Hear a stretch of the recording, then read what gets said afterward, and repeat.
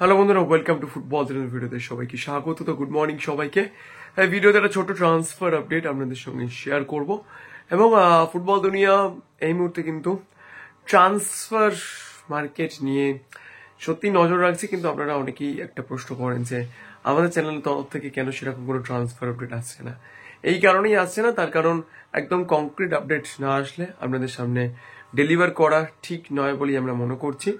তো এই মুহূর্তে একটা খুব গুরুত্বপূর্ণ আপডেট, সেটা হচ্ছে যে হর্মিবাম রুইভা কেএলএফএসএসএফসির এই স্টপার ব্যাকের প্লেয়ার, তো এই প্লেয়ারটিকে মার্কেটে কিন্তু অ্যাভেলেবেল করতে চলেছে কেএলএফএসএসএফসি। তারা কিন্তু হর্মিবাম রুইভাকে রাখতে চায় না, তার কারণ হর্মিবামের পারফরমেন্স কিন্তু কেরালার নতুন কোচ ডেভিড ক্যাটেলার একেবারেই পছন্দ হয়নি সুপার কাপে।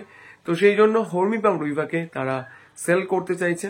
হর্মিবাম রুইভা মোস্ট প্রবাবলি তিনি কিন্তু তার নতুন ডেস্টিনেশনে যেতে চলেছেন এবং সেক্ষেত্রে হর্মিবাম রুইভা নিশ্চয়ই জানেন যে তিনি যে এজেন্সির প্লেয়ার, সেই এজেন্সির সঙ্গে কিন্তু থংবই সিংটো কথাবার্তা বলেছেন, এরকম খবরই কিন্তু আমরা পেয়েছি। তো ইস্ট বেঙ্গল কিন্তু হর্মিবাম রুইভার ব্যাপারে ইন্টারেস্টেড, এটুকু আমি বলতে পারি।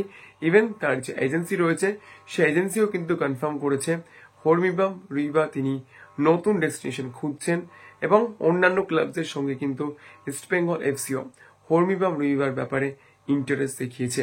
তবে এইটুকু আমি বলতে পারি, হর্মিবাম রুইভা যদি মার্কেটে অ্যাভেলেবেল হয় তাহলে শুধুমাত্র ইস্ট বেঙ্গল নয়, তার সঙ্গে সঙ্গে অন্যান্য ক্লাবসও কিন্তু হর্মিবামকে সাইন করানোর দৌড়ে আসবে বলেই আমরা মনে করছি।